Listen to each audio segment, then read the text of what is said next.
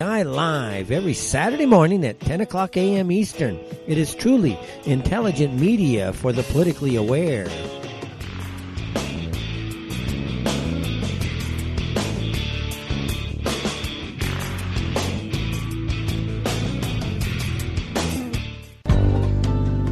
Who owns you? If you're not in control, then someone else is.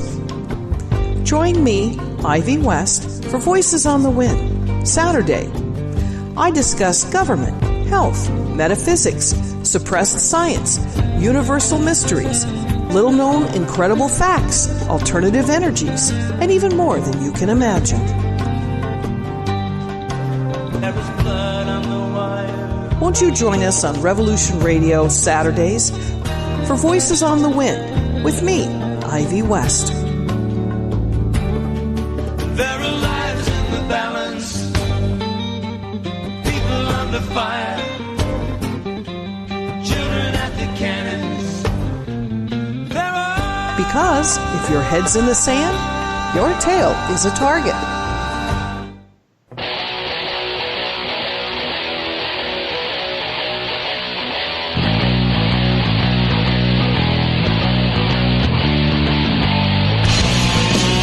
All right, good day wherever you are in this world. I hope you're having a great day here listening to Revolution Radio. Everybody asked for this. Revolution Radio. Where the information never sleeps.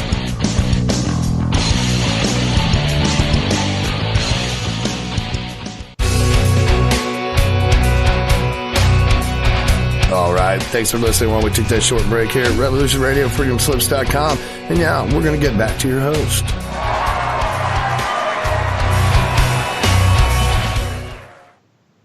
Hey there. Welcome, everybody, to another episode of Revising Reality. On today, live at freedomslips.com, where the information never sleeps.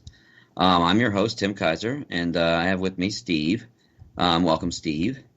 Good day. Welcome to, this is going like, I'm in Minnesota right now, man. I drove all the way out here with my girlfriend, and then we visited friends I met 3.5 years ago on a crazy, remember that time when whenever my DNA was modified years ago in the 2017? Oh, yes. Yeah. Yes, I well, remember that well. remember when I told you that a woman gave me a hug and it anchored me back into reality? Oh, yeah, I do recall that one well. I'm actually staying with her right now. Oh, you said you'd never do that. So there's a huge... Well, it's good. I mean, they're giving me a guitar, man. They gave me a guitar. Not even joking. I got a 7-string Ibanez now, and I just got to string it up and get an amp, and I have a guitar now. So yes, well, I've obviously got a new woman in my life, and I said I'd never do that as well. So there we go. That's like amazing. two peas in the same pod.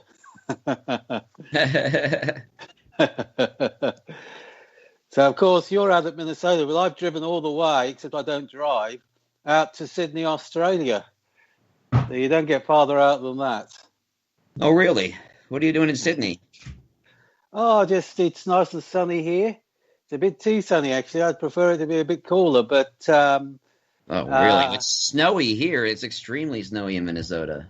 Yeah, so we have the opposite style Christmas and festive period where the sun's beating down and everybody's out, having barbecues. So we don't have turkey. We have prawns. Wow, what's a prawn? Oh, sorry, a shrimp. Okay, shrimp. All right, yeah, I know what a prawn is. Then I know that. Yes. So it's a famous expression. We'll throw a prawn on the barbie. By the way, my friend introduced me to a true hippie today. Okay. Remember we've been talking about that. Like, where have they gone? Like, they're just hiding underground and doing whatever they want, basically. Well, they are, but there are, for instance, here in Sydney, I think there are something like 3 hippie communes. Oh, really? They're still going. That's pretty awesome, huh? Yes. Well, the hippie spirit is definitely alive out here, like in Minnesota. That's what I would say. Okay, well, that's good. That's good. It's a sort of coming together, and I have noticed. I think on last show we were talking about um, the election with James, and I've noticed for really since Bush came in, since after the Bill Clinton, when it was clear that the government was a sham. The jokes that were being run. They even ran a TV show mocking Bush. I don't even remember that one. There's a song that I always play. It's by Clutch, and they basically mock the government of Bush. And it's an older song, but they're like, everybody move to Canada, smoke lots of pot. Everybody go move right now before he and his dog ever knew it, which is a clever dig at Cheney in his hunting accident by shooting somebody with his dog. You know what I mean? Yeah. So it's very funny. I enjoy that. Clutch has a very good song. It's on Blast Tyrant, the album. So I think the show used to be called "That's My Bush," and he was basically trying to skive off duties all the time, and that was the theme of the show. But the point is that I think from Bush onwards, there has been a change in people's view of government in the US. The trust is no longer there. I think it had started to disintegrate after Jimmy Carter. I think the last real president we ever had was Kennedy. I think that's a huge thing to say, because and after that they just all went downhill slowly, one after the other. You know what I mean? I think Nixon was a statesman. I mean, yes, I won't argue with that. He definitely was. He was a great statesman, but really Nixon was the last. That's it. Yeah. Ironically, the only president who's told the truth or attempted to was President Ford. And look what happened to him when he tried to. Well, he did tell the truth. People laughed at him. They said, "This is ridiculous." So, which also highlights the conditioning of. It's not just the establishment. It's everybody, the conditioning of everybody. There is a system that's in place. It's been in place now for a very long time, for more than 100 years. Yeah. And it's already from the end of the First World War, the Great War. So from about 1918 onwards, the current system's been in place. So so it is. It's now more than 100 years. Because we're 2020, we'll be soon 2021, so 103 years. So there's been a lot of weird stuff going on, especially lately in the Earth sphere. Well, there is. I mean, and interestingly, I was thinking about that famous, the calendar date, the Mayan calendar date, 2012. Yeah.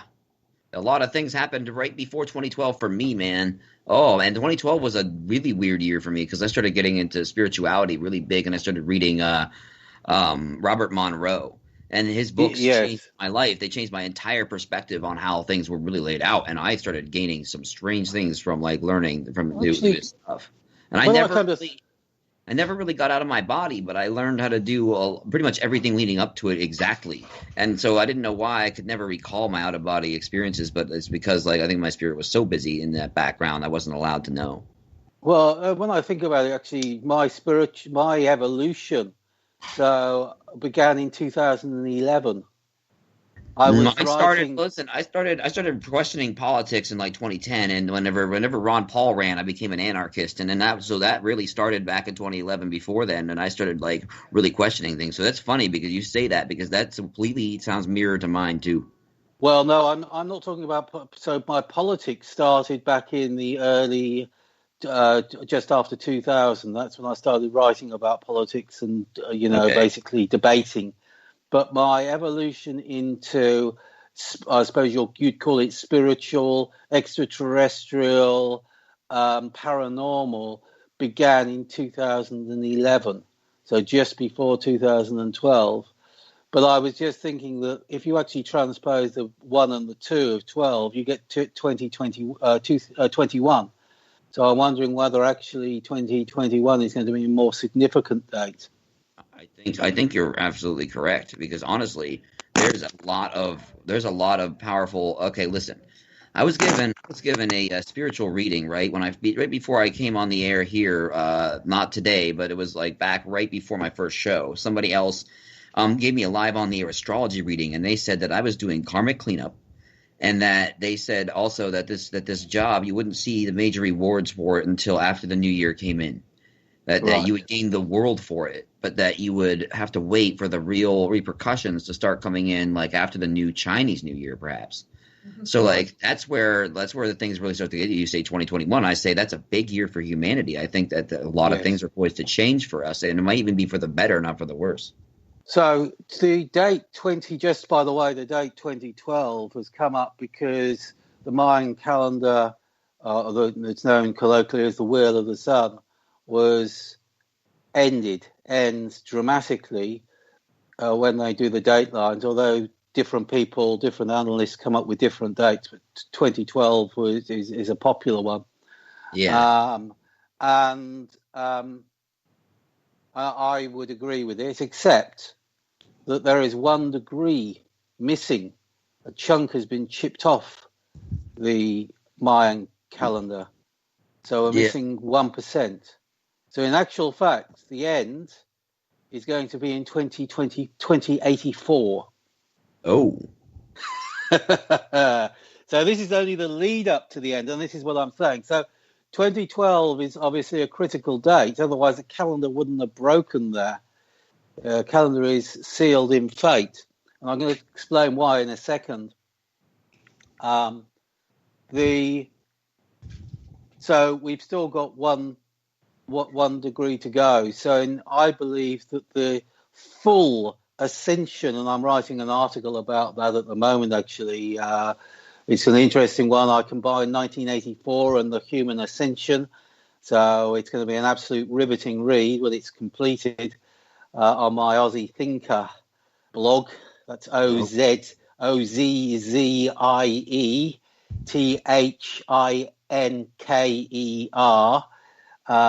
If you do a search on that, you'll always find my blog. It's a WordPress blog. Hey. And I'm going to be sort of covering that. So the human ascension. And so what I was talking about earlier with what I've been seeing with the people's reaction to government is a sign that the waking up is happening, that people have Yes. become noticeably, and there's a noticeable lack of faith in government that wasn't there before, that's really shown in the last 10 years. And when we were having the discussion with James talked about the voting stats have been off the scale. They've never seen anything like it. Now, of course, you could, it can be explained away by the tricks that are being played with, trying to the different methods of counting the vote, and the different campaigns of the stage, etc., to try and manipulate figures in the favour of the party that's more desperate to win. But I still think that the fact that the figures are all over the place, it demonstrates the people have changed as well. Yes. So I think that's our evidence, and that's we've been seeing. We discussed this happen for the last 10 years, and that's matched my opinion following the reactions of people around certainly some of the stuff that I've been writing, how that's changed over the last 10 years. So moving forward again to the Mayan calendar, And obviously, a lot of people have heard of that icon.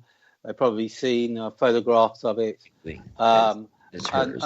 And the official date of it is about 2,000 years old, I think. Oh, those are mine. Actually, it's 2,500 years. I think it was believed to be carved 500 BC, although that changes. So some say it's 500 AD. However, the Mayan calendar was actually carved. It had to be at least 13,500 years ago. Okay. So Got distracted here for a split second. yeah, so that's very important because if it was the Mayan calendar is actually up to a certain point is actually just reflecting history. If it was carved 500 BC, so only 1,500 years ago, for instance, Yeah. because they can chart certain events and that's been shown in the calendar.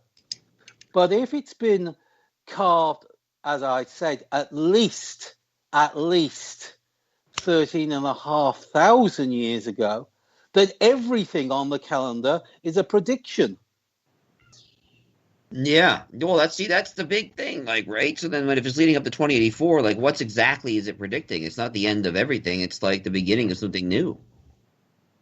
Well, you can see it's a circle, and the whole idea of a circle is It's a cycle. it's a cycle. It's a perpetual rebirth cycle.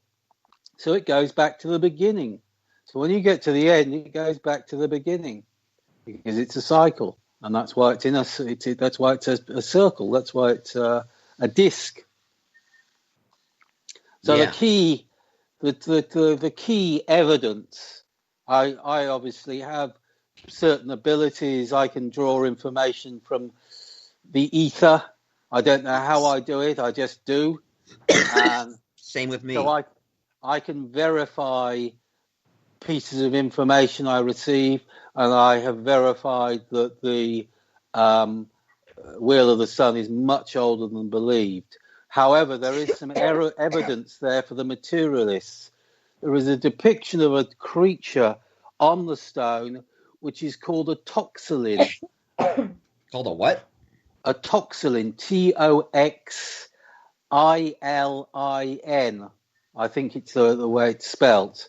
And it's actually, according to our science, and I use that in inverted commas because sometimes I wonder where they get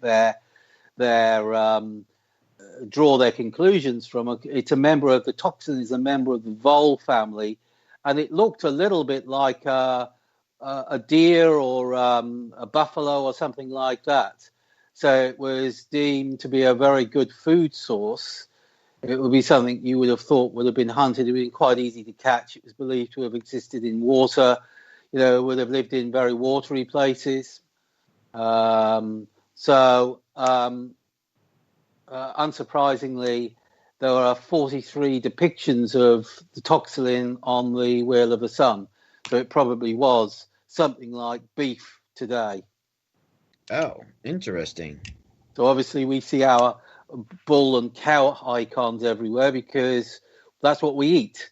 And they had different food source, so that would have been displayed instead. So the toxylin was one of the casualties of one of the last mass extinction event, which has been estimated by, again, our crazy sciences to be about 13,000 years ago. Can you hear me? Yes, hang on. Yeah. No, not you. Hang on. I'm talking to somebody else. Like, I don't understand what's going on here. I don't. Anyway, you keep going. Yes. So, where were we? We were just talking about the ascension.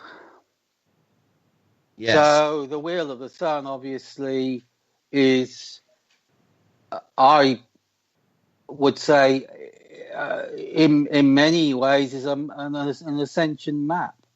That map, or that map reads reaches the end, which is in fact the beginning of a new cycle in 2084.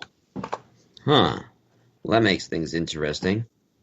Well, it does. Particularly, I have rather two blogs. I've got an exopolitical blog, which is exopolitician, EXOPOLITICIAN, which is a WordPress site as well, WordPress.com site. And I've written recently about the possibilities, physical changes attached to the human ascension, which may already be here in part, by the way. Really? So one of the likelihoods is that we will actually shift from carbon. Really? Do you know what that means? Yeah, well, I understand, but you should probably explain that to everybody else. I was going to say that people might not know, fully appreciate that. So I'm going to introduce some extraterrestrial entities now in order to explain what that means. If we take the human being, we've got the celebrated cerebral cortex. No other creature or organism on the planet has a cerebral cortex. So if there was any evidence that we are extraterrestrial, that is it.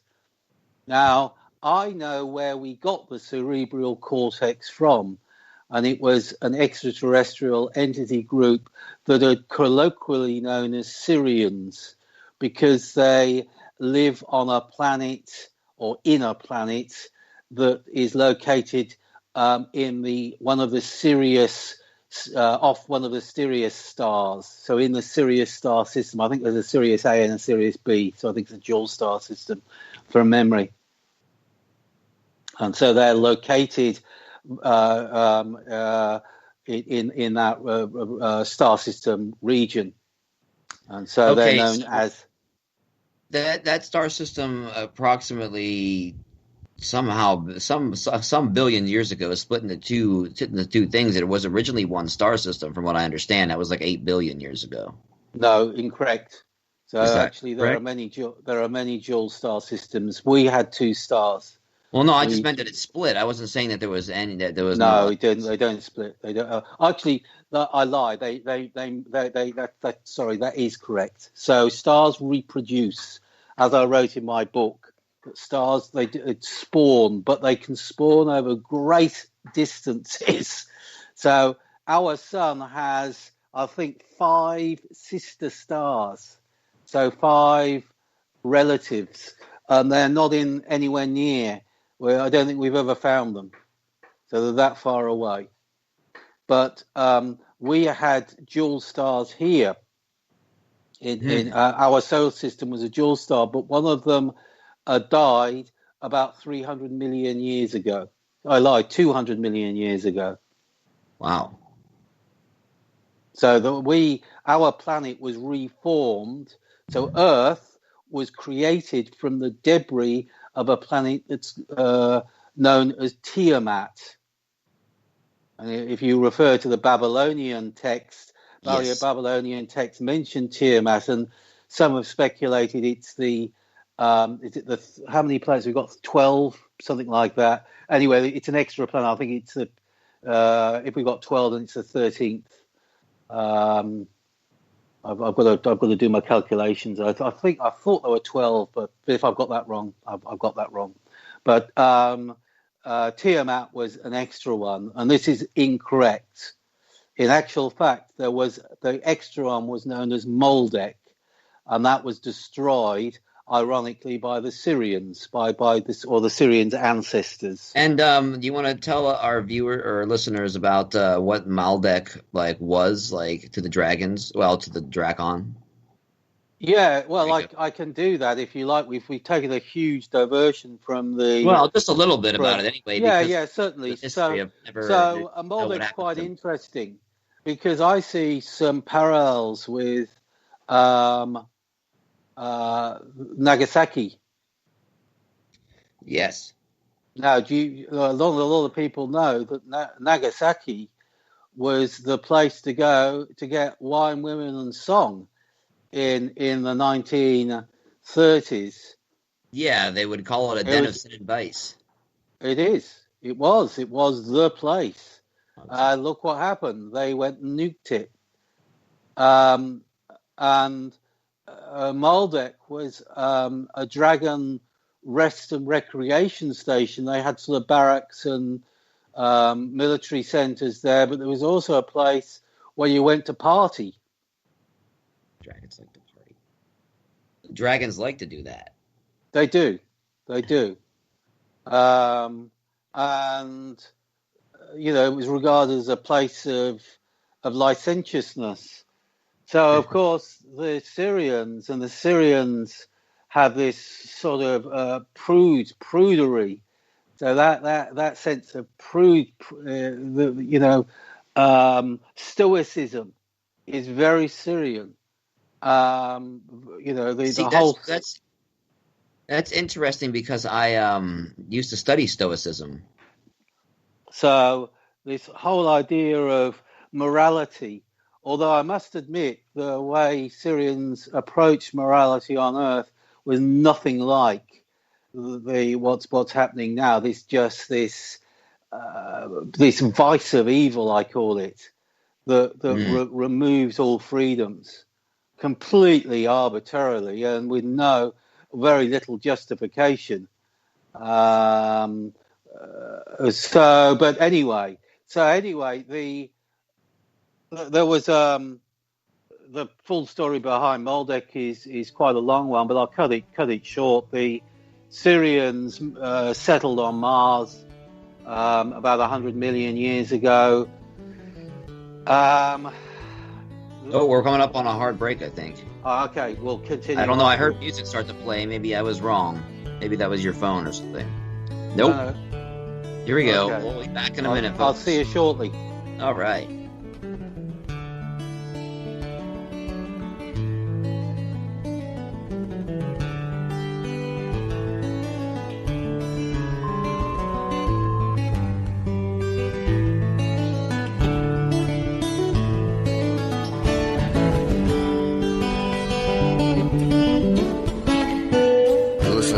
Radio at freedomslips.com, and we'll be right back after this message.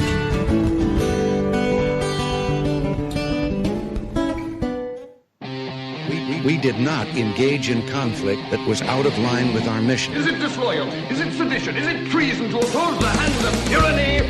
Never! I will never send troops anywhere on a mission of that kind without telling them that if somebody shoots at them, they can darn well shoot back. I know not what course others may take, but as for me, give me liberty! Oh, give me death! A dark cloud is finally lifting across the world as U.S. military intelligence and their global partners are destroying the deep state criminal power structure that has ruled over our planet for hundreds of years. We are free with the God-given right, and we shall not yield that right to any power on earth. Hi, I'm Scott McKay. The world is at, and I am your host on The Tipping Point on Revolution Radio, where every Monday from 8 to 10 p.m. Eastern, we bring you the latest in this ensuing takedown of this global criminal empire. That's an image of strength. You'll get the raw, hard truth here on The Tipping Point. So come join us Mondays, 8 to 10 p.m. Eastern in Studio B at revolution.radio.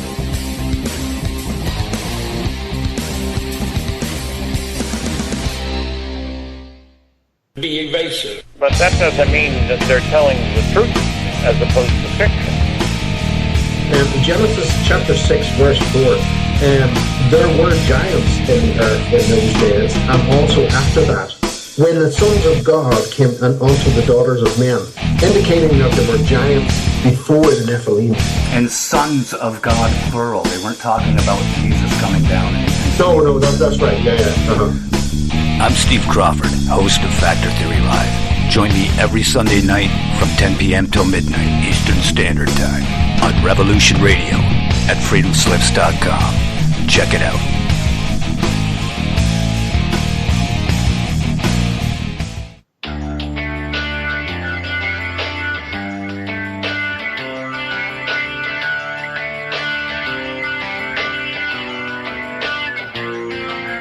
This is Thomas, a.k.a. a Mad Painter. I'd like you to join me Monday nights, 10 p.m. Eastern Standard Time for Open Canvas. Don't forget to bring an open mind. Yes, folks, that's right. Bring an open mind to an open canvas. Again, that is Monday nights, 10 p.m. Eastern. UFOs to government corruption. This is Revolution Radio, freedomslips.com. You don't need to expect us. We're already here. Thank you for listening to Revolution Radio at freedomslips.com, the #1 listener-supported radio station on the internet. Please help support this station so this battle can continue forward. Revolution Radio!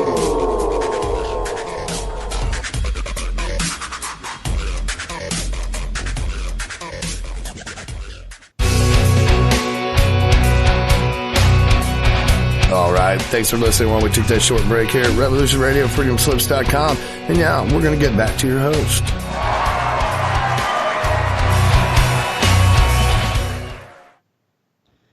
Greetings and salutations, our listeners across the airwaves. We're back on Revolution Radio. This is Revising Reality.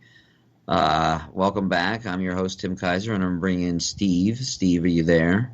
Yes, I am. Yes, I am. Yay. So here we are again. We were talking about where were we exactly? We were leading up. We were in Maldek, and then we switched back to the Ascension because that was led up into it. Yeah, well, we were just going through Maldek. You asked for more information about that, so I'm just giving you the rundown now. Nice. I made a little bit of an error when I said the Syrians 100 million years ago. I meant the Syrians' ancestors, but I'm going to call them Syrians because it's easier to do that. So the Syrians then settled on Mars. A long story why, and you go on forever talking about the history prior to that. But they settled on Mars. And look, with all his mistakes, I still admire David Icke. And David Icke said once that living on the surface of a planet is like breathing exhaust, and he's correct. That essentially planets are designed as air conditioning systems, internal air conditioning systems. And so it makes sense to live inside a planet. And so most planets are habited inside. Ironically, so there are very, very few surface inhabited planets, although in our star system there are actually 3. You really? Which ones are those? There are. Well, there are Mars, although not now. I don't think there's anything on the surface. I'll tell you what. Wait a minute. On Mars, there's an update because Andrew Bartzis, like a year ago or so, was talking about the Galactic Historian. He used to broadcast out of this station on Revolution Radio too. At any rate, he talked about the planet Mars was starting to wake up, and he might be angry. So, like, that's going to be an interesting thing playing in the near future. Maybe, but there's no surface life. There are Asiatic humanoids that almost pass as human. They're just a little bit different. That live in caverns, maybe a mile beneath the surface. Okay. But Mars actually lost its atmosphere. That was the problem. So about 35 to 40,000 years ago, actually 35,000 years ago. And wasn't that because of war? No, it wasn't. It was a comet. Oh, okay, right. Yeah. Because I was trying to think. Didn't the dragons strike back because of the destruction? No, I'll explain what happened now. So the 100 million years ago, Syrians were on Mars. The dragons had come to Earth about 400 million years ago, and they set up all the genetics for the dinosaurs. So they're universal gene masters. They actually own our DNA, theoretically. So we're going into strange stuff now. Yes. So the dragons are very sedentary. They don't like guests. They live in very remote regions. That's why there was the myths of the medievals going on dragon hunts. They went to all the remote regions trying to find them because they knew damn well what they wanted. They wanted the DNA. They knew you could do anything with the DNA. In fact, you could actually preserve your life with dragon DNA. All you need is one drop, and you'd have effectively eternal life. But they never found them. That's strange. So the dragons, anyway, settled on Earth and created the dinosaur legacy. And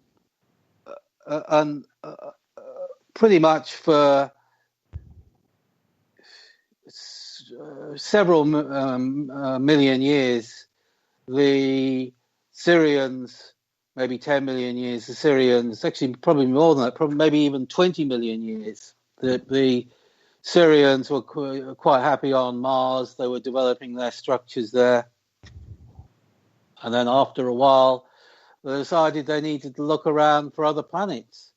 And so they sent a party out to Earth, and they created a small research center station on Earth. But eventually, because the dragons feel when something invades, the dragons went and looked this place up. And there was an altercation between the Syrians and the dragons on Earth at that time, and all the Syrians were killed. Okay. Or wiped out. And because of the connection that so the Syrians also have this ability to feel someone, so they can actually feel their companions rather than having to see them. They can feel when they're around. So this event was very, very affected the Syrian psyche. The Syrians will take revenge. Yeah. So they went to war against the dragons. And there was a big war that ensued over a couple of million years. And obviously that embroiled Maldek, because the dragons were using that planet a lot to get reinforcements and for their artillery backup, etc. So the Syrians went on Maldek. They did a stealth mission, and they destroyed the planet. They imploded it. So they know how to do that. Are you still with me? Yes. Sorry. Something just happened, and that was fine. I was kind of lost in another place. Right. So. What you can do with soul codes is incredible, and you got to be careful about like the power that might give you in case somebody had the soul codes to the original Syrian homeworlds, and like they might happen to fall in the hands of the dragons. Like it might just be an interesting day. Well, to a degree. I mean, this is one of the things that was pointed out to me as a very special individual that I might be able to, though people an entity could tap into me and use me like a wireless to try and find information. So I was warned about that, but of course I'm good at repelling as well. So So I think I can thwart that problem. So anyway, the Maldek was imploded. This is where you're right about what happened. The blowback caused a huge meteor shower, which obviously famously pelted the Earth, and it didn't destroy the dinosaurs straight away, but it set a chain of events that did destroy the dinosaurs eventually. And the biggest thing that happened is it shunted the Earth out of orbit. Wow. You see, now I've long theorized, and when we met, we started talking about this right off the bat, basically. It was about the electric universe theory and the idea that there was a comet that shunted hit Earth and Mars and, caused major catastrophe in our solar system's past. Yeah, it was more the energy, the just sheer energy of because an implosion actually then generates an explosion, but it's of a far 10 times greater force. So the explosion, the sheer energy, actually shifted the Earth. It was enough to shift the Earth out of orbit, and the Earth then, because our science doesn't understand how orbits, how things fit into position. But when Earth went out of orbit, it was kind of in free fall. So it was just basically zooming there, and it needed a new place to lodge. Otherwise, it was going to carry on out into the ether. So it did actually collide with Mars. Oh. And it pinged Mars, and Mars then found a new orbit, which is its current orbit. So, in fact, the Earth today is in the old Mars orbit. So we run on that tram line. Wow. And Mars has gone out to obviously further out.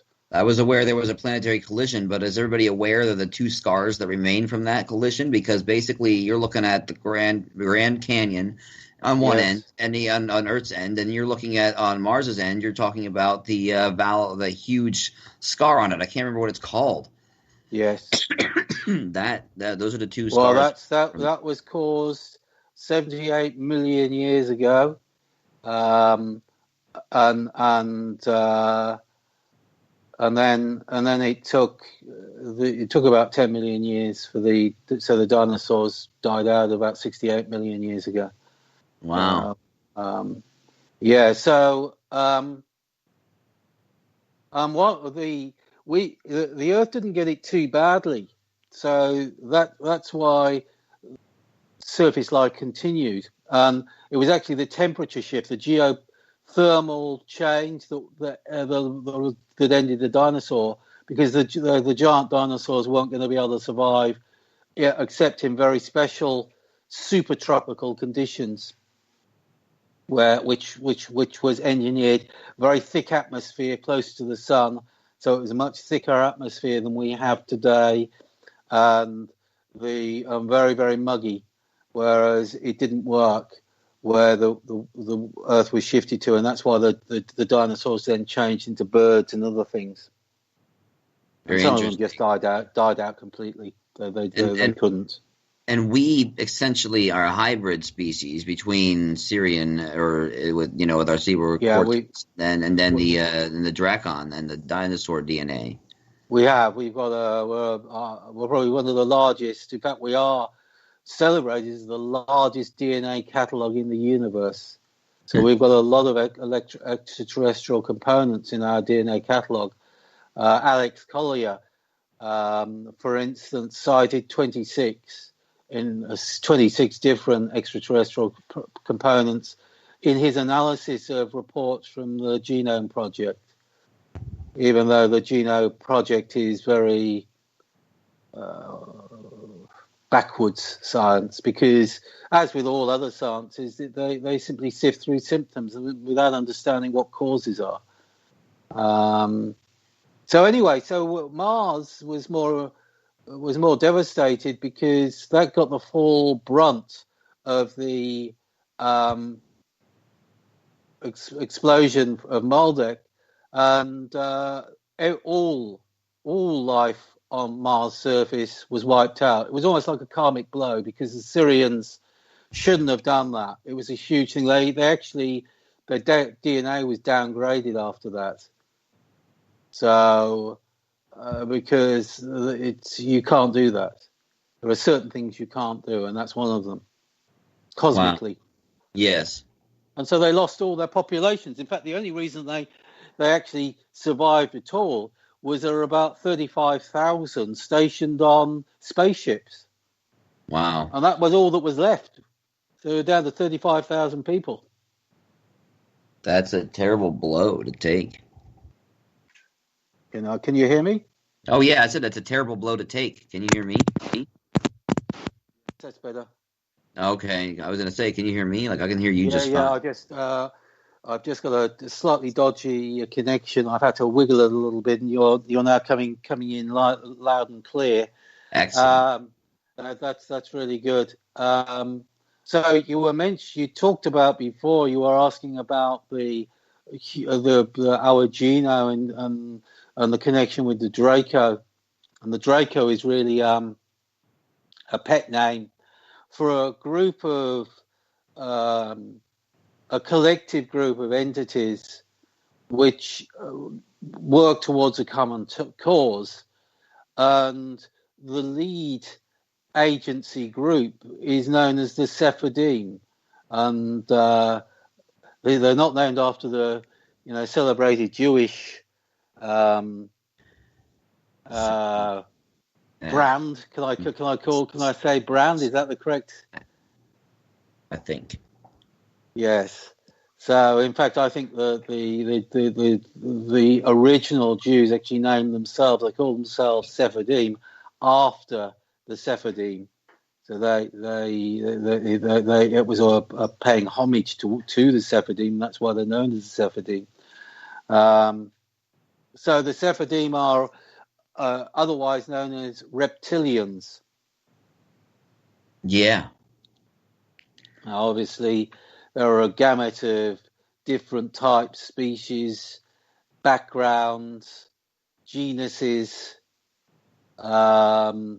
associated with the reptilian hierarchies. And some of those are also attached to the Draco. But the Draco is actually a bubbling group of many, many different entities, some of which have been, so the legacy of some are included in the human genome. So that explains that. Now, the reptilians themselves were created, although certainly the ones on many say million years ago, a few million years ago, that actually lived on Earth, that are generally called, I think their skeletons are regularly found. They are known as the raptors. So the raptors were actually the reptilians. And they disappeared from the planet's surface about a million years, well, actually 750,000 years ago, and actually went into the planet. Hey, I think I might have encountered something like that, because like there was a couple years ago, my dog was barking at something and I came running over, and like something multidimensionally was there, and it looked like a freaking raptor, and like I was surprised as shit. Like I was like, holy crap, what is this? Yes, interesting. Well, they walk very fast. Yes, they have been filmed. They are seen occasionally, usually in caves, coming up to the surface, and they have been filmed. And they walk a bit like emus. That's the best way I can describe it. They've got human faces, but it reminds me of a little bit of crikey, what's the comedy duo? Laurel and Hardy.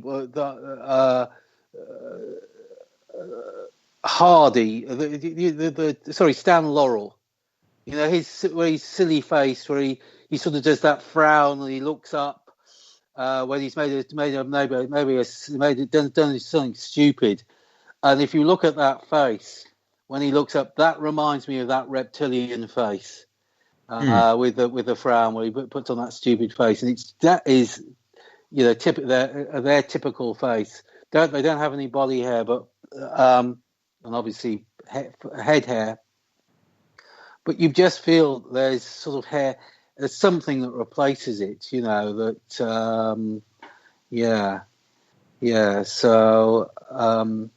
I was talking about the lineages. So the reptilians were created about 3 to 5 million years ago. The physical ones. To try and bring back Tyrannosaurus Rex. Oh. So in fact, now, there is what. Interestingly enough, as a kid in 1998, I entered a stamping tournament, basically a challenge, and the challenge was to draw like a dinosaur really well, and then if you won, you got an autographed copy of this book called Dinotopia, and the Dinotopia book is made by is James Gurney's book, and it's like a whole bunch of oil paintings about like a civilization, kind of like Australia in the Australian area, where like it was a big continent. It was covered with dinosaurs and people, and they coexisted together. And I won the contest with a picture of the Tyrannosaurus Rex.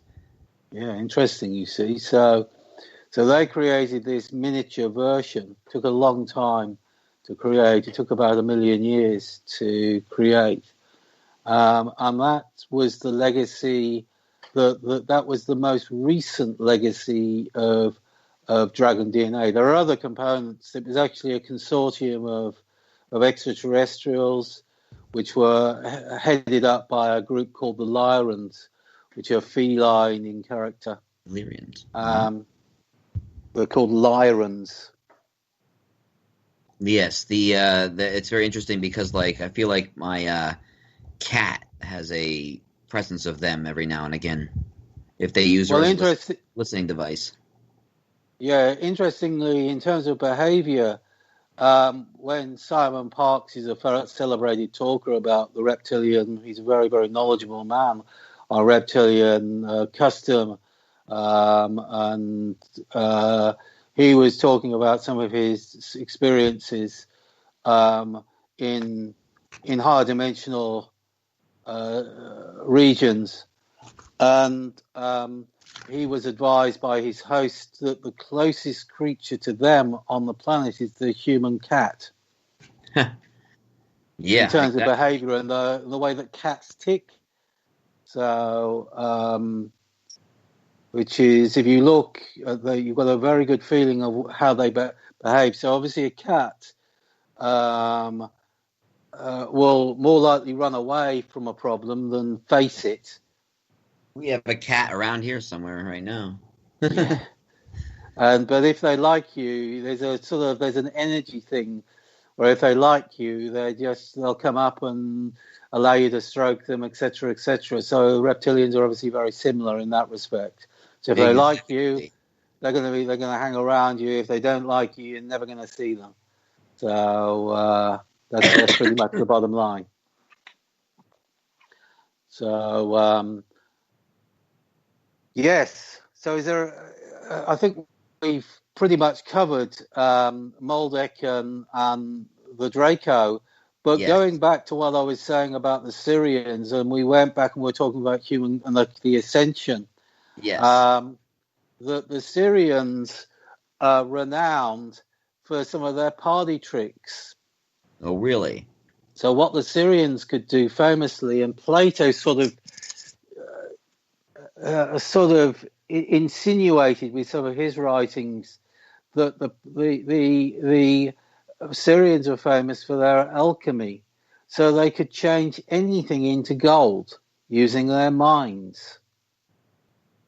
Well, you see, funny thing is, I've been trying to use my body as a better alchemical processing machine, spiritually, and like that also means physically. Whatever I eat, whatever I ingest, whatever substances I use, or whatever, it all becomes an alchemical process. And so my lungs are getting better, even though I smoke, and I'm having a better time of keeping, like say, if I smoke a little bit of pot, say for example, and then that stays with me a lot longer than it usually should, than it used to. And I get higher, and it's happier because it makes me stretch it longer. So, it's very interesting that this spiritual alchemical process is being mentioned here, because I think that all humans could do this technically. Yes. Well, it gets even weirder now, because obviously the fact that the Syrians could change, and I mean not just temporarily, they could change it for good. They could change the the molecular structure of wood into gold. Yeah. So they worked, and they could think and feel and negotiate at quantum level. And actually that's where our DNA is found, by the way. It's not found in amino acid chains. The amino acid chains are the symptoms. The actual work, if you really want to do work with genetics, you have to work at the quantum level. Yes. To see what's going on. So the as the Syrians could change, it demonstrates that in actual fact the quantum layer is flexible. The only reason we don't change wood into gold is because we can't. We haven't got the ability to do that. Nobody's worked out how to do it. Well, what if somebody did? Well, this is where the interesting thing comes in, because our DNA is actually remotely changed. It's actually changed by a sun, of all things, and there's an inner sun as well, or an inner source, which affects our DNA. And obviously that it doesn't, the amino acid chain to the symptom, it affects the atomic level or the quantum layer.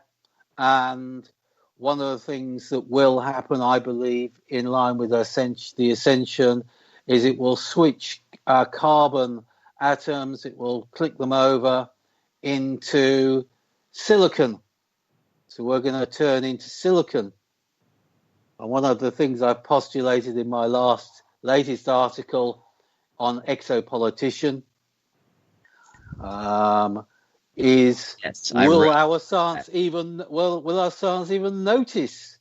Yeah, right. Because it'll be so smooth of a transition, nobody will even know. Like nobody will be paying. I'm wondering whether certain individuals have already got the change, and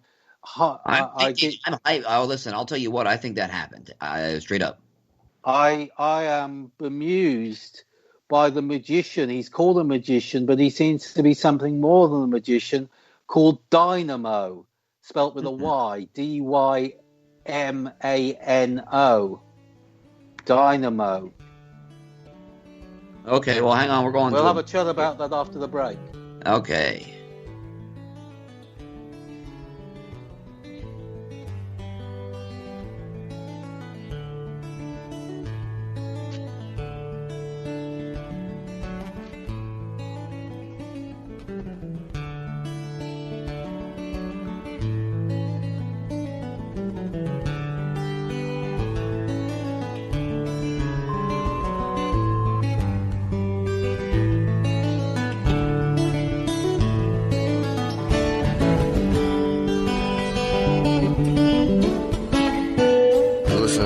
Radio at freedomslips.com, and we'll be right back after this message.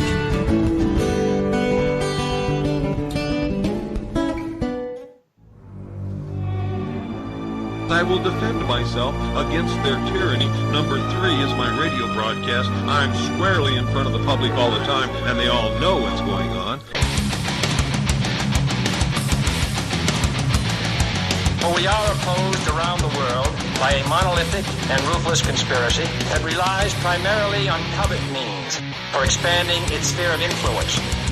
Hello, my name is John Wayne, and I do a broadcast here at freedomslips.com, revolution.radio, called The Unequivocal Truth, DEFCON 1. Freedom and fear are at war. And folks, I assure you, we are in Defense Condition 1. As we journey perilously through this paradigm that we currently reside in, and I ask that you join me every Saturday, 8 to 10 p.m. Eastern Standard Time for The Unequivocal Truth, DEFCON 1. We shall never surrender.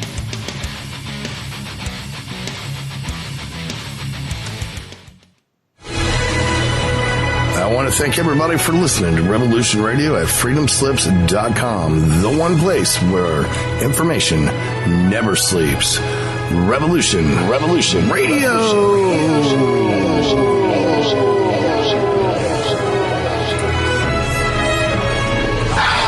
right, let's show them what we got, guys.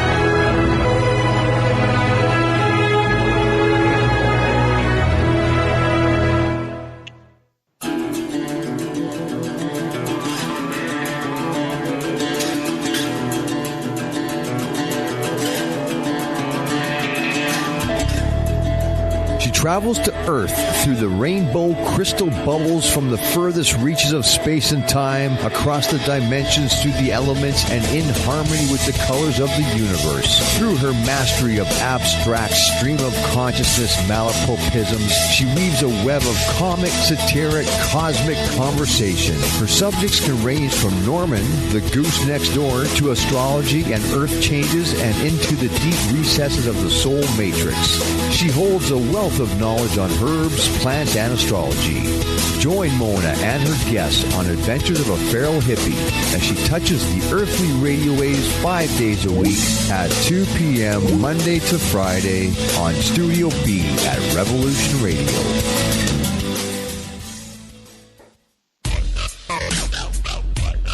Thank you for listening to Revolution Radio at freedomslips.com, the #1 listener-supported radio station on the internet. Please help support this station so this battle can continue forward. Revolution Radio!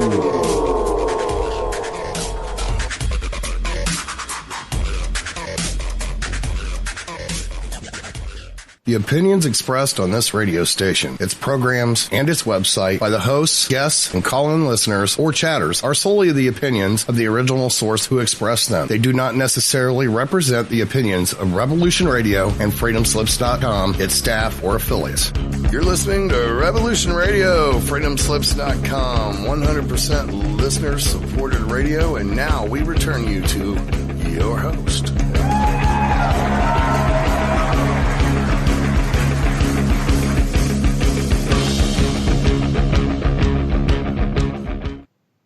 And we're back. The cat is meowing, and we're having a good time over here at the studio booth. Greetings, Steve.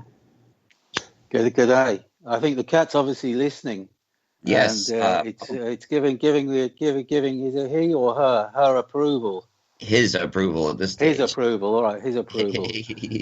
Unless he's a gay cat, then we can call her him or her. But I doubt it. This cat just seems so happy. Right. Okay. Happy. Well, that's good. Yeah, well, I mean, if you want to call gay happy, then there you go. Yes. Well, yes, that's a word that got ruined. Gay was the perfect word for happy, and look what happened to it. It's a classic example of how they damage language. So, where were we?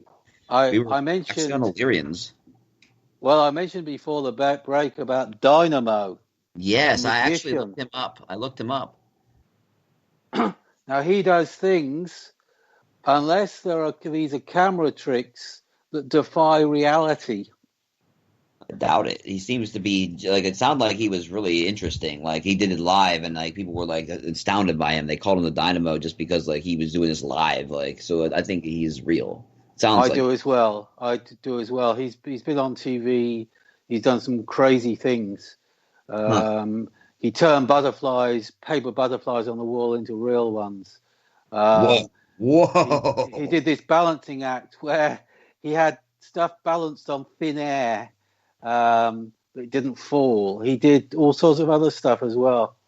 And I know people who I've got friends who have friends in one of the studios here up in Queensland, TV studios, and he went to Australia on his tour, and apparently he levitated in the studio. So he showed them how it's done. So I think he's got special DNA. He's very reptilian, by the way. He's got special DNA, and I think he may be made of silicon rather than carbon for him to be able to do that. So one of the things I postulated in my article is that maybe we're all going to have very special powers that we didn't have before. That's just freaking awesome. So that means all of us are going to be able to do this. Right, at some point. Not necessarily now, but eventually, yes. Yes. Well, I mean, technically, you're saying the due date for all this to be done is by then is the 2084. And we're ahead of schedule then, aren't we? We are. Well, obviously there's going to be a lead up. It's never instant. It's a process. So, if I can manage to live, I'm going to be 130 something, I think. But if I manage to live until 2084, then maybe I can rejuvenate myself. I'm not sure, but we'll just see what happens. Yeah, well, I would say that the answer to that is why not? Spiritual alchemy is so much fun to play with. You just got to start trying. That's it. That's it. Well, I already do. Obviously, I've got a young partner, a lot younger than me. So I'm actually having to try and rejuvenate, so at least I look closer to her age. That's awesome. So I'm not the odd one out of the party. But yeah, yeah. So I also just wanted to backpedal. I did say that there were three. So some people listening may be intrigued by the three planets in our solar system with surface life. I mentioned Mars did have life; it doesn't now on the surface. Obviously, Earth, and the other one is Mercury, of all places. You wouldn't have thought that. No, Mercury has but it's only a very tiny strip of land, limited to their equatorial region, which is actually cooler on Mercury. I don't know why. Here it's hot, but on Mercury it's cooler. And it's very, very densely forested. And there's a small region, and it hasn't got an oxygen atmosphere. It's something else. Oh, really? So you're telling me that Mercury and Yes. Mars and Earth are the only planets that basically life lives on the outside currently? Correct. People speculate that moons off Jupiter, more than one moon with internal life. Venus, we know that's where Valiant Thor came from. That's internal. They live inside Venus. So, Okay. I've heard tale of the philosophers of Venus, like that there's a lot of mantid activity there. yeah, the mantids. There are Venusian mantids. Ken Bakeman suggested so, and he was correct. And these were the original ones, the true mantids. All right, now I have something to inject in here though, because I've had an encounter with such the thing. Because what happened was I did a DMT trip and I couldn't go up and out. But what happened was I went into the room, and that was that, and I ran into a mantid, and they told me apparently that I was an artist, and they were trying to communicate to me that I could create reality.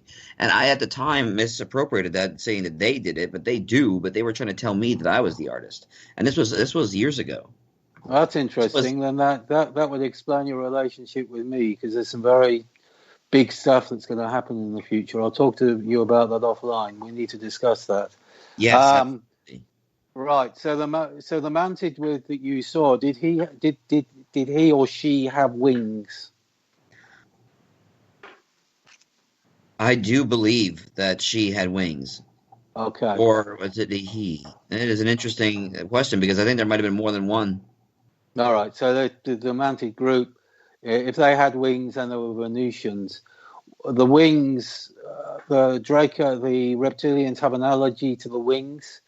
So they did a deal. Yes, because my original art of the instant that happened, I had drawn it, and yes, they had wings. Yes, absolutely. Good. All right. So you actually had a counter, because there are under the Thoth alliance with the with the Draco, there are actually mantid. I'll call them enclaves. So part of the group. So one of the members is the mantid, but the mantids have had their wings genetically removed because of the allergy with the reptilians. Oh, really? So yeah. So Simon Parkes actually has discussed those. So if you do some research on Simon Parkes, and I'll have to because find his older MASH, AMMACH interviews are fantastic. View them all on YouTube if they still exist, and that's where he discusses the relationship with the mantids and the reptilians on ships. They're all stationed on ships under the Draco Partnership. I'm not sure if you mentioned the Draco Partnership, but they are. That's all part of it. So yeah, that's very interesting because, like, I know that's very entwined with the Earth right now. Like, a lot of the exopolitical ramifications of what's going on has to do with the Draco and a bunch of others. Well, certainly. I mean, I've said before that chemtrails are A response of them tampering with the atmosphere. It's not necessarily for detrimental health reasons, as some speculate. I think the main reason is to try and censor what's going on in the sky, in space. Okay. That they don't want us to see what's going on, because, as Charles Hall has speculated, that or certainly he was told by the tall whites that they're going to turn the Earth into a space port at some point very, very soon. Now, interesting, I've mentioned Charles Hall, and it was a government meteorologist who was stationed at Nevada in the 60s. And he was then abducted by a group, I say abducted, he almost killed by them actually, by accident, and by a group that he calls the Tall Whites, that are sort of humanoid but very different to us in character, but can almost pass us. Very thin and very strange looking. And he actually stayed with them for the full 2 years. They regularly visited him, and he learned all about their culture, etc. And some of their abilities. I've read all Charles Hall's books on the matter. Actually, I have them on my Kindle. I read them years ago, and I was enthralled. Like, I thought that was amazing. I was like, this has to be genuine information, and I was just like, wow. Obviously, the establishment think of him quite highly because he's actually been interviewed on TV, on the news before. So it's he's a heavy hitter. I heard him talk here. I'm actually a friend of his on Facebook, but I heard him talk here, and he packed with when I was attached to the Sydney exopolitical group or UFO group. He packed the room. He couldn't fit any more people in there. There were hundreds of people that came to hear him.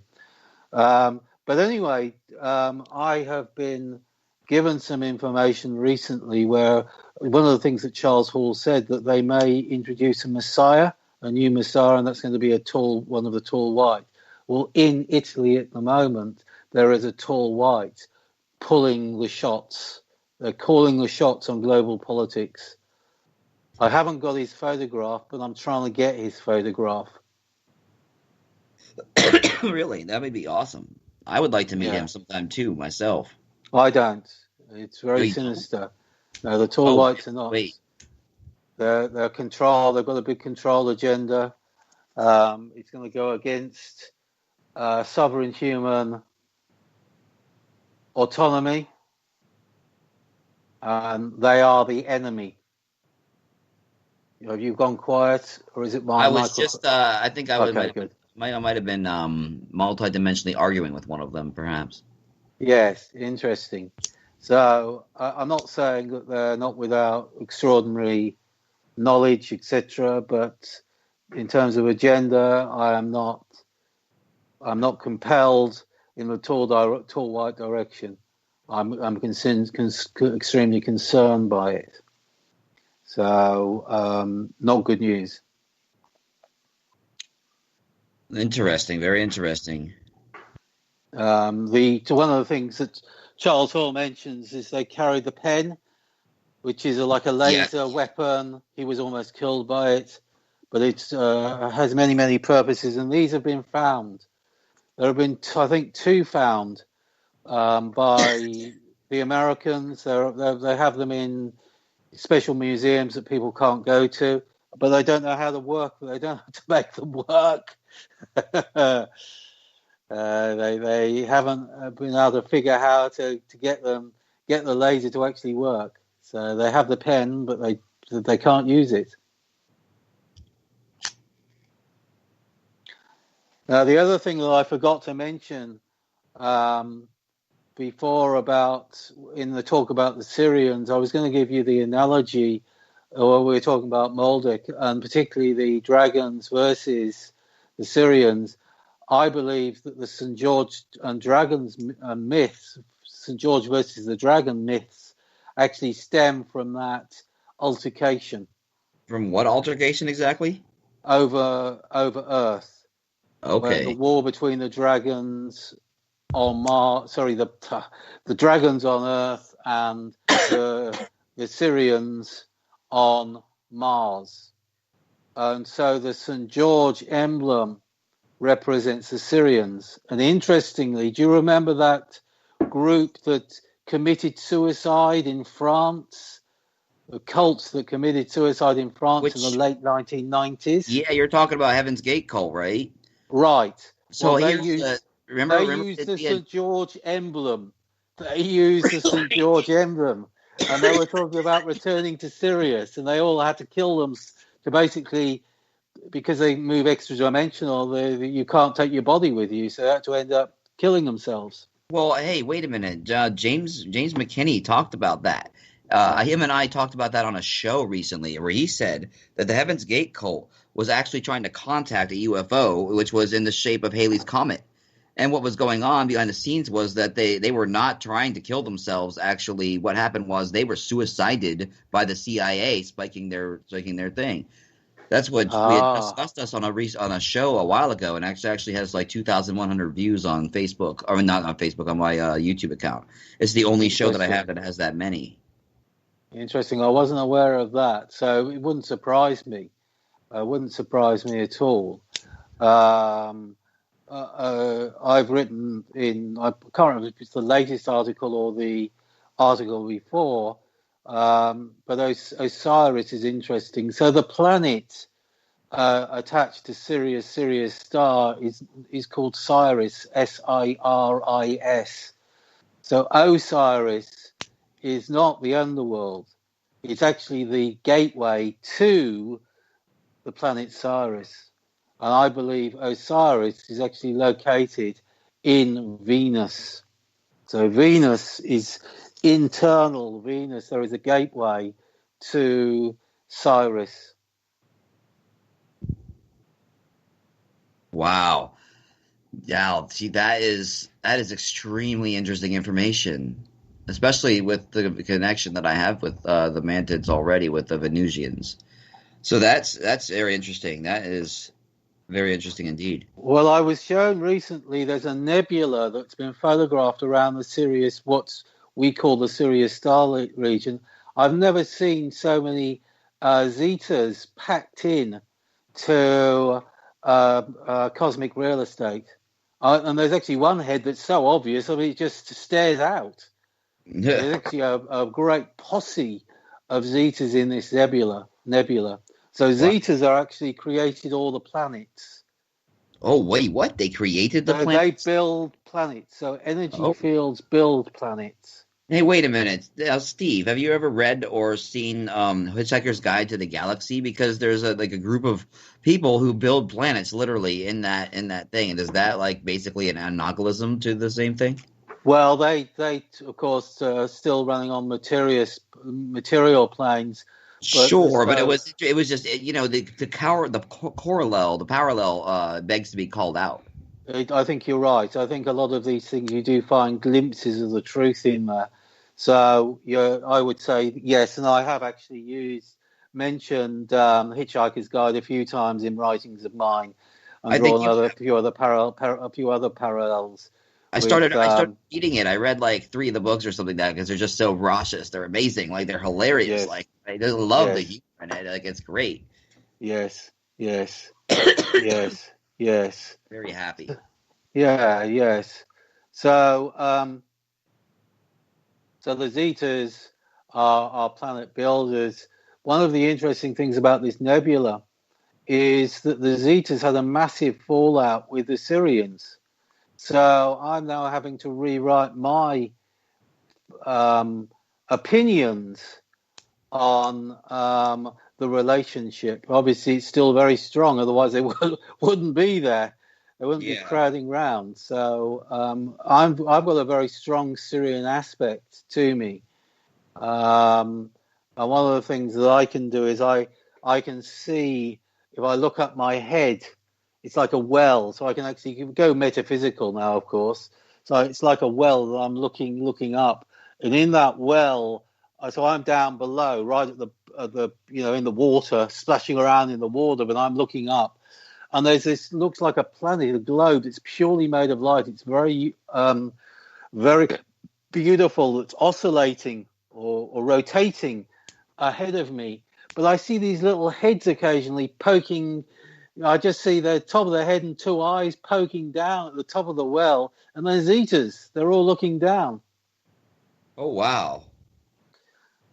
So I've got them permanently there. Obviously, that's the Syrian aspect. So there is still a very strong connection between the Zetas and the Syrians. I wasn't aware of. I thought the fallout was the relationship was over, but obviously not. So I do plan to write another article in the future. It might even be my next one on that. Wow. That's very interesting. So I think we pretty much covered all. I think so too. We've dragged everything out a bit without going into excruciating detail. So I'm just giving sort of a very general overview. Do you have any other questions? Well, I mean, so the Zetas helped us. Definitely, they tried to. They were so. How's the timeline doing? Like, I'm wondering, like, aren't we eventually supposed to jump back together? Like we remember how Six Pacto Wells describes the fact that we're not on a real timeline here at Earth. We have that's a good one, together things. So, like, what's going on with our timeline right now as we stand? Has anything major changed recently? Okay, so just for your information, Sixto Paz Wells is actually linked with the Lemurians. Oh, the okay. Lemurians, and these are outside our reference frame in terms of dimensional, but the signal's good enough with their bodies that they're physical. So they are physical beings, but they're outside our physicality, if that makes sense. Some of them you see do appear, but they're that far out. They only it's a very weak signal, so almost look like ghosts. They've been photographed, filmed here. But anyway, so Sixto Paz Wells, and according to him, they've got a base inside Ganymede, which is one of the Jupiter moons. Okay. So he was told by them that literally Earth doesn't exist because on their timeline, Tiamat, when it was destroyed, wasn't repaired. Okay. So we don't exist. Yeah, so how do we repair that? Well, we will, because it's more complex. Yes. So obviously this timeline does exist, and it will merge. It will essentially become a new feature of the higher plane. So we will, in effect, to talk about our crazy science, talk about this popping into existence, we will pop into existence on their timeline. Wow, that is going to be very interesting. And how soon does this occur? As soon as it occurs. I can't be more precise than that. Who knows? Wow. Would we notice? Yes. Okay, because I popped back into existence recently, and I had a problem. There was a major problem. I was at a gas pump, and for some reason, it just decided to go.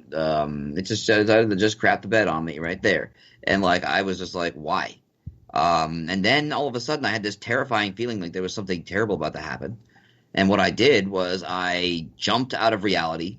I skipped to wherever the heck this thing was going on. I fixed it, and then I enacted a whole timeline problem to try to solve it. And then I jumped back into reality in front of the gas pump in seconds and popped back into existence. And I said, that was jarring. And I had no idea technically what I had done exactly at first, but I knew it had something to do with a big threat to humanity on Earth. And well, that sounds like a bit like Bill and Ted's Journey to me in reality. Yes, and I did it, and it fucking this happened, man. Like, I can't deny it. Yeah, very interesting. Very interesting. That links in with some of the stuff I'm going to talk to you about online. We needed discuss that in more detail later. Okay. Yes. So where do we get to? You were after... I lost my train of thought now. Timelines and stuff, and then you said it happens whenever it happens. Oh, okay. Yeah, yes. So it happens whenever it happens. I actually, in my most recent article, I did discuss this, so I can mention it on air, that something has to happen to humanity. There has to be an intervention. Otherwise, nothing will change. Well, is that intervention like happening right now? Can you say that? You know? I can say that, yes, there are plans are being made. The people are in place to make those plans. My real question then would be to say, am I one of those people? You may well be, after what you've just said. Yeah, exactly. I had a feeling. That's just been my feeling generally for a while now, is that something big was going to shake down, and I didn't know exactly how it was going to be, but it had something to do with me. And that was enough for me to jump up on my seat and go, okay, it's time to man up and become a human being again. But it wouldn't surprise me. It wouldn't surprise me, but I'll discuss that with you offline. What I will say, though, is that ultimately there are three things that will have to happen for the world and humanity to repair. At the moment, it hasn't happened. There are three things that need to happen. The human outlook has to change universally. That hasn't happened yet. We're beginning to wake up, but it's a very slow process, and it's nowhere near fast enough. And it has to be acute. The wake up has to be acute and universally acute. Humanity has to change. Okay. Second thing, humanity has to heal. Humanity is sick at the moment. Yes. It's dying. And it will die unless the sickness is cured. Yes. All right. And the final thing, time has to change. We're coming up on a break here real fast. All right, so I'll discuss that. I thought we were coming to the end, so we'll discuss that after the break. Yes.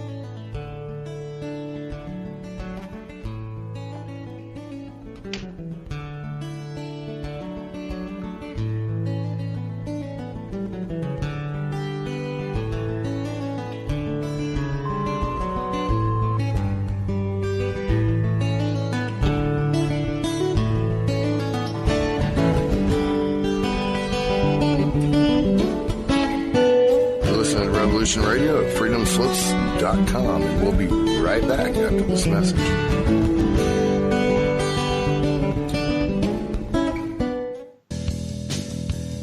Hey guys, Scorpio here. Join me every Saturday at 2 p.m. here on Studio A for the Scorpio Conspiracy Show, where we discuss the hidden agendas that impact our lives and uncover the secret societies and the shadowy elite who construct the reality that we are supposed to believe. So be there Saturdays, 2 p.m. Eastern Time, here on Studio A on Revolution Radio, and learn what's really going down.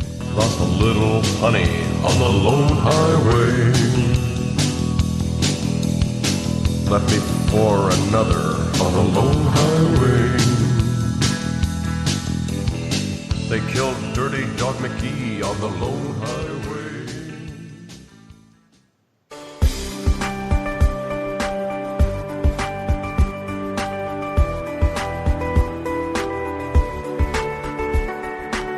Transcending time and space, let us take you to the place inside your mind where thoughts divide and mysteries unwind. Join us every Monday evening right here on Revolution Radio at freedomslips.com from 8 to 10 p.m. Eastern Time. And you will catch the Fenton Perspective with our great host, Lorian Fenton. Come listen in as she shares her amazing stories from the past to present, along with all of her guest secrets to the future.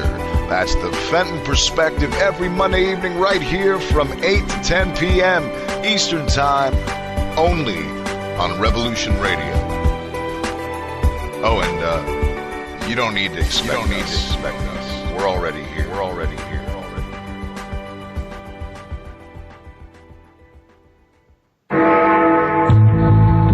Galactic Interstellar Council on Revolution Radio Studio A, Fridays at 2 p.m. Eastern.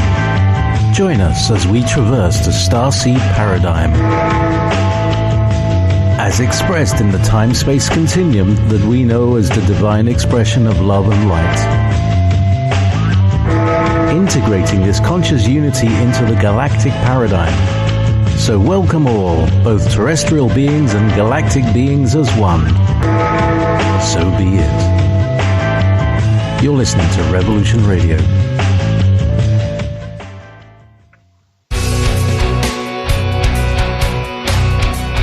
All right, thanks for listening while we take that short break here at Revolution Radio, freedomslips.com. And yeah, we're going to get back to your host.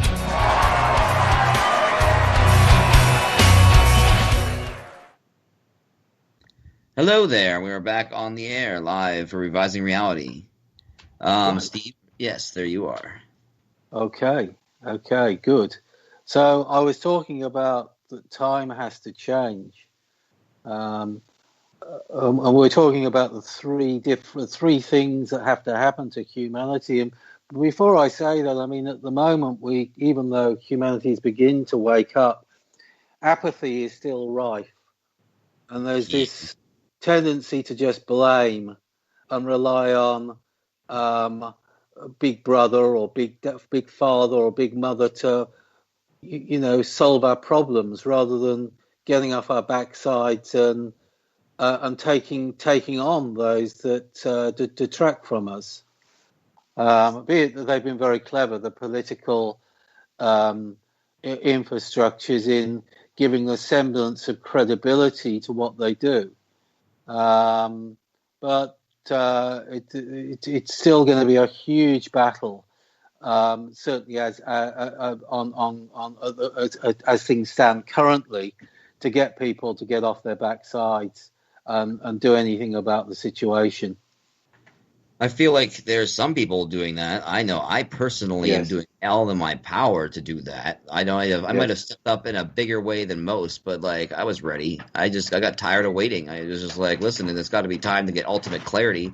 And as soon as I decided to get ultimate clarity, I went full bore into karmic overlord cleanup, and then so I went into I started cleaning up karma, and that was. Even on this radio station, as soon before I got the first show, I got an astrology reading from someone because I just had gotten my real birth time. It was 1:18 a.m. So that changed my perspective, and she basically said that you took up a big load of karmic cleanup, and in order to finish it and get paid for it, it will be between now and the beginning of the new year, and it was like later in the new. It wasn't quite right on the Gregorian calendar anyway. And so there was I have notes from that. That was a big thing. She just gave me that free astrology reading right on the air, and I was so her commercial played during this show. So Mona is the name of the woman, and she did a really good job for me. I learned so much. And I'll have to talk to you about that in private too, because I can show you my notes on the subject, because there was a lot in there that has to do with this whole process of karmic cleanup that which needs to happen in order for humanity to heal and to heal the time, as you were saying. Yes, well, it has to do with this. That's going to be organised not just by you but by some others as well. Absolutely, I need some. I need to be the only one struggling, do I? So the key word is time, and obviously time has to change, and I would like just to initially, you may not, or certainly viewers may not fully appreciate what time is. Yes, that's a good point, because I feel like it's almost practically instantaneous. Well, let me just say this to start off. We've been brainwashed by our sciences to believe that time is merely a symptom of processes. Yes. Where it's not. So time is separate. Okay, how would you explain time? So, time is in raw state is a series of instructions, and it sits in a repository, a giant repository, and everything that happens is mapped to that repository. Yeah. So in a sense, it's a bit like a repository works a little bit like a computer hard drive. Ironically, some have actually described that the universe does work a bit like a computer system. We've got this holographic universe, and they're right, correct. So the time itself, and there's an extraterrestrial group that went by the name Ummo, who I think was a Syrian-related entity group, who were located in Spain on the Spanish mainland in the 1950s. And they talked about 10 fundamental dimensions, 2 of which are black. We're in the lowest of the 2 black dimensions, by the way. And 7 were light, which are known as the heavenly states, or the white dimensions. And the 10th one is the collective accumulation of everything, of all dimensions, and this is this repository I'm talking about, dimension 10. So essentially, we reference shared real estate. If that makes sense. So and that's why karma works, and that's why deja vu works, etc. Because we reference a repository, we reference script in the repository that's being used for multiple purposes. So that is raw time. Wow. That's very interesting, because I think I just referenced it. Right. So, and obviously, if you can do more than reference raw time, you can change it. Yeah, I think I've experimented that without a map. Now I have the map. So the changes have to be made to raw time for humanity. So we've got 3 things which will come together. Humanity must heal, and that's also linked to time, by the way, but in a different way. Humanity must become aware of the truth, and that isn't through education. It is through insight and the ability to look at things correctly, which is an internal thing. And humanity must experience time in a different way in the future. I think this is going to be a very interesting future then for all of us. So if we move up a dimension, time is experienced. So events are experienced in the middle. In the middle? Chronologically. Huh. So the events don't start at the start. They start in the middle. Well, that's weird. You need to start in the middle so the beginning makes sense. And obviously then the end can conclude and resolve the beginning. So it's a whole new way. We are so used to our mundane chronology that we couldn't fathom a different way of organizing things, organizing and rationalizing things. But there are other ways. Meow. The kitty is meowing now again. Yeah, obviously it's getting even hard for the kitty. It's saying, what the hell's going on here? It's getting my mind in a spin. You're telling me that the time is usually it should be experienced from the middle to the ends, or No, from the middle. not so. There's no should, but I'm saying that in higher planes, time is not experienced chronologically as we experience. So I read about that a lot, like in like say if you astral project, for example, time is not Ah, experienced the I've same way. I've got a better. I mean, the Matrix movie is a perfect example of that. Yes. It Now, doesn't begin at the start, does it? It begins. It's an allegoric. It's an allegoric journey. Time yes, doesn't work in the same way as it works. If you look at that yes, movie, it's not linear. It doesn't follow linear. yes. So what has Quentin Tarantino movies been saying to us all this time? It's been saying. It's been actually pointing up where things are going to be. He's Yes, another exactly. genius. So like when I used to read Robert Monroe's books, I mean he literally said like time does not experience it the same way. When you experience it in the fourth physical form, it's completely different than when you're not in the physical form. Right. Completely different. Like it just doesn't work the same way. You don't expect it that way.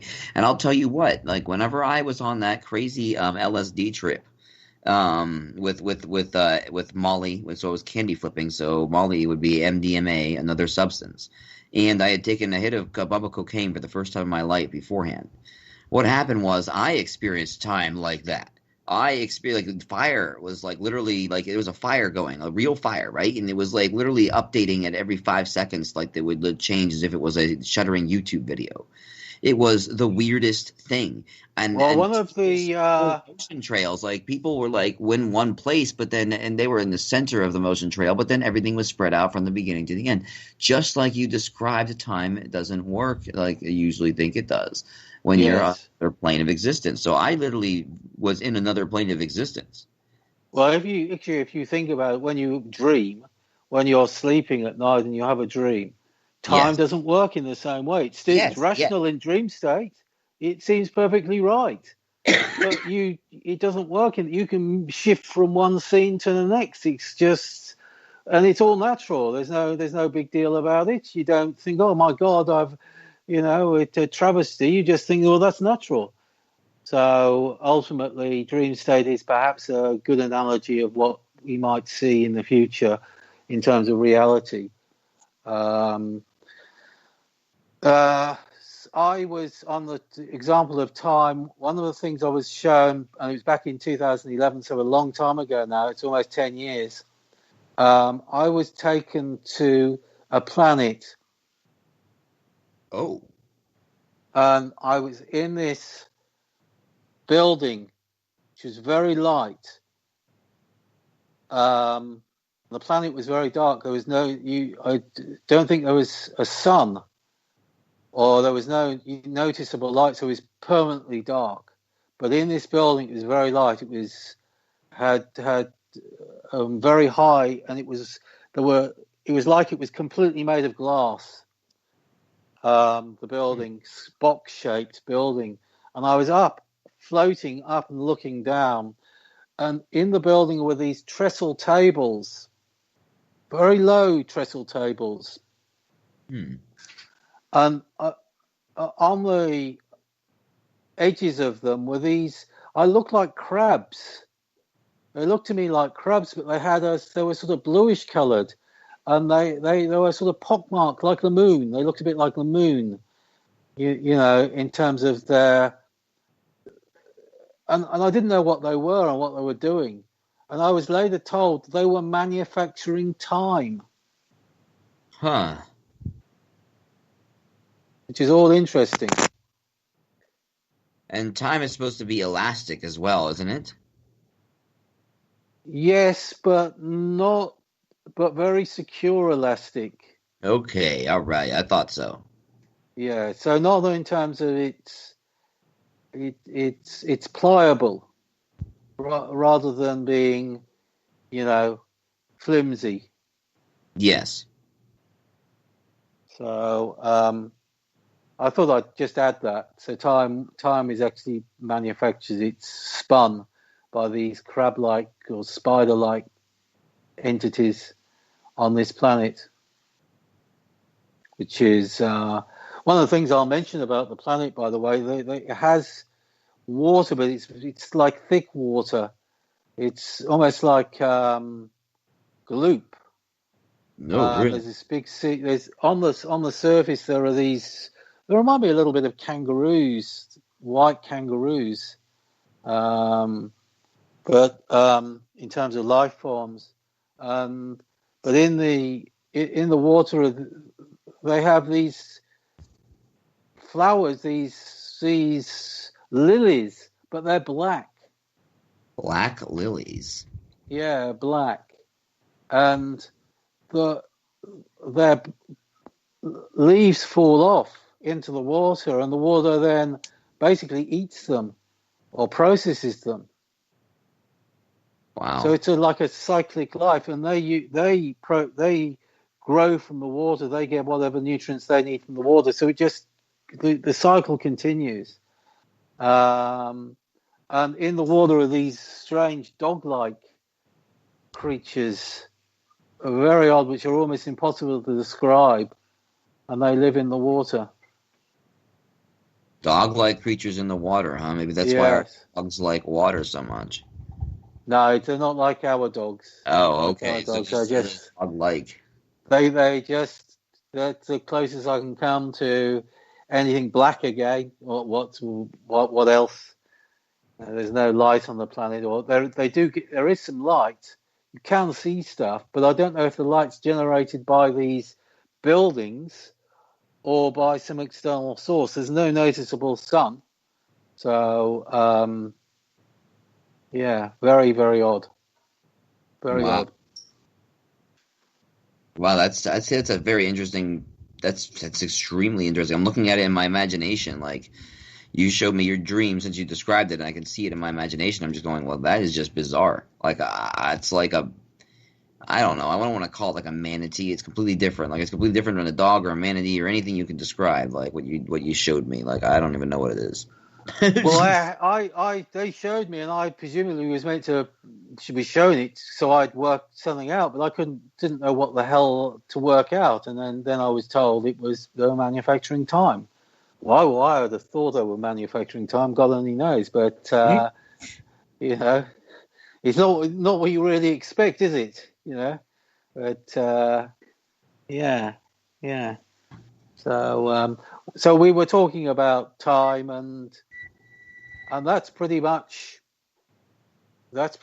where it's at. So time has to change.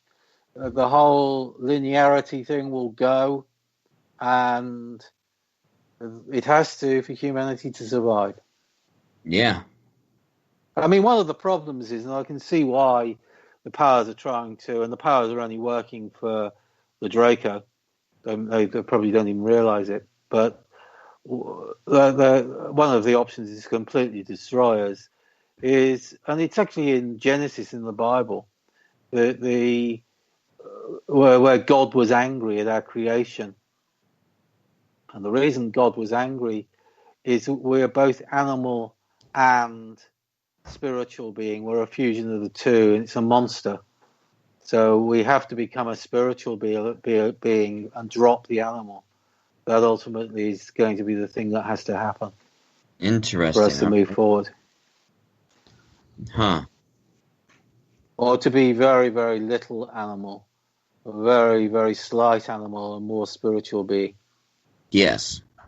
Well, I see we have to start working on that as a species and collectively and as individuals. Like that sounds to be like the biggest like thing is that us to handle our mental, emotional, spiritual concerns and heal as a species and as individuals. Well, and to give you real symptoms, so our determination for sovereignty is a spiritual thing, which ironically, Krishna described the difference between good and evil, and his quote is, well, I use it all the time: forces of evil paralyze, whereas spirituality brings to freedom. So everything, anything you could imagine, the most bizarre perversion you want is possible in spiritual terms, providing it brings to freedom. Whereas, of course, the establishment have decided they want core rules and they work on standards where they try and fit square pegs into round holes, in my opinion, more often than not. Whereas I believe that in a correct system, of a spiritual system of government, everything is possible. Any want is possible. Yeah. See, that's extremely. It opens up a whole bag of worms. I mean, that's an awesome bag of worms to open up. Like, especially since we're probably getting towards the closer to the end of the show. We got like 10 minutes left before we do a ding, so we should make sure we start wrapping this particular broadcast up. All right. Well, is there anything, any other question you'd like to fire at me to wrap things up? Is there anything we haven't covered? Well, when you were talking about the forces of evil paralyze, that sounds absolutely correct. So, like, what should we be doing as individuals to unparalyze ourselves? Well, what I was going to say is obviously we can see symptoms of the animal. The animal is apathy, and there's a lot of apathy at the moment. Although I've been heartened with what's been happening with Trump and the truckers, and they said we're just basically going to go to gridlock unless Trump is basically put in, which I thought that is showing that's great spirituality in motion there. That's what we want to see. Yep. We want to see them standing up to these bastards. Yeah, right. I was having that feeling about him because, like, even though he's like got a pain in the butt and he's corrupt, he's just like he's trying to be the anti-corrupt to a degree. Like he's like standing up, like, and they hate him for it. Oh, it's so funny to watch the media. The media just like they just lie about it all the time. Like you just get that. Like, Well, he's never taken, as I said last show, he's never taken on the big things, and he hasn't touched them with a barge pole. But he's taken on some of the little things, and the big thing that obviously Trump has done is he stood up against the media. No other president, certainly in living memory, has done that. Not in the way he's done it. So that's his big thing.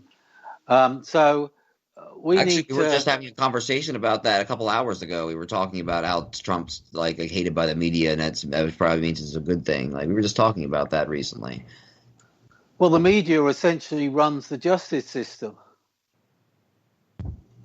Yes. So there's no justice. Yes. Because it means that the DDP, whatever the DDP says, is going to be the outcome of any trial. Yeah. And then they're talking about you talk about the United States version of it. It's like they just run the Justice Department, and that's just what they do. That's it. So whatever the court of public opinion, they try to turn in whatever direction they want it in. Well, they don't even turn public opinion. The public can go hang whatever the media opinion is. Yeah, well, that's kind of what I meant was that they're trying to make public opinion into that using the media. Yeah, well, control people's minds. Yeah, well, it's not even they don't even control people's minds. The people can think the opposite. They don't give a damn. It's whatever the media says represents public opinion, whether it's true or not.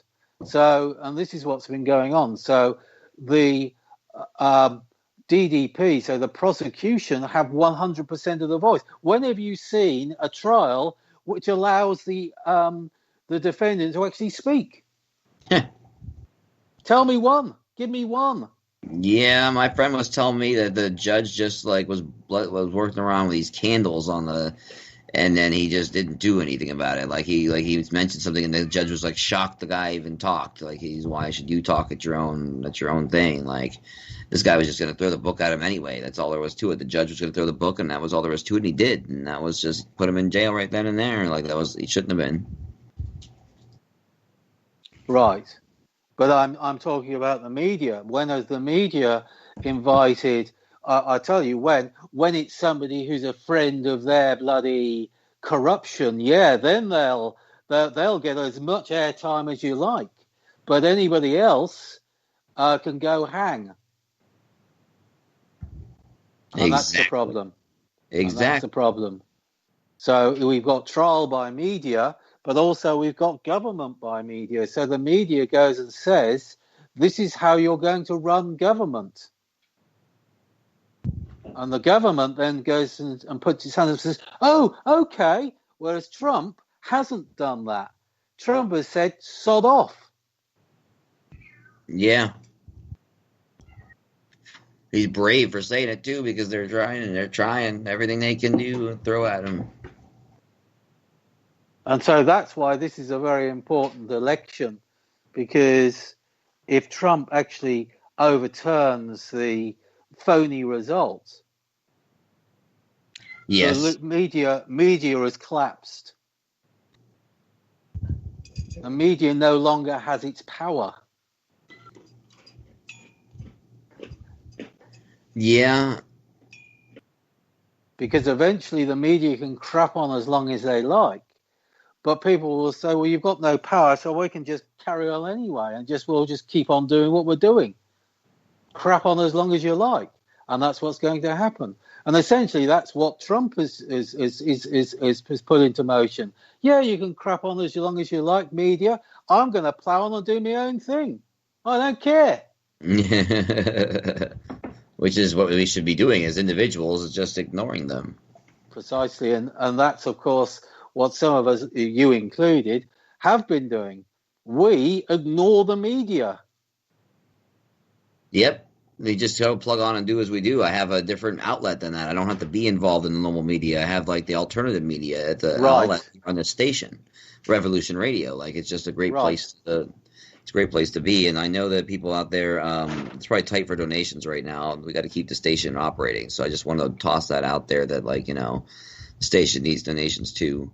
And I don't know what Steve has. He has things that he does, but like personally, I have art, and I have a whole line of products, actually, with Revising Reality's name and other pieces of art that I've done on them, like including comforters and things like really, and shirts with the show logo and some other pieces of art off there. So like, there is that shameless self plug for the radio show for Revising Reality, because we don't I don't get paid for this, so you know, it's a good time. Well, of course, I do my Skype consultations where I look at people's extraterrestrial heritage and all sorts.